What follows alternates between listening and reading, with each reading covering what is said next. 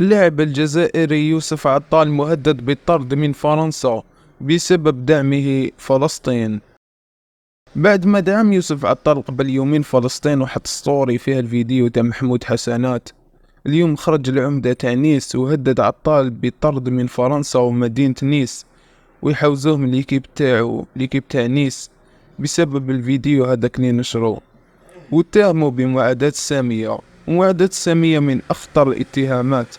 شوفوا بركيني وست والسرالة من $1,000,000 رجع لزيرو دينار. يوسف عطال خرج في ستوري واعتذر تاني من كل الآخرين وقال لهم بلي حاب السلام برك. وفي الحقيقة عنده الحق، ما تقدرش تلومه، بس درك حياته راي في اللعب، المسيرة تاعو راي في اللعب، يعني لو كان يكمل فيها رايحين حياته قاع تروح خوتي، حتى قدر يسجنوه ونحولوا الممتلكات تاعه.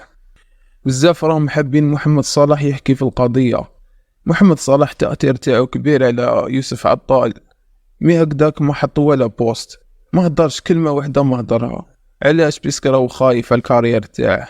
الله غالب، كل واحد راهو خايف على الأموال تاعه، وفي المقابل غزة راهي تقصف، ربي معاهم وخلاص.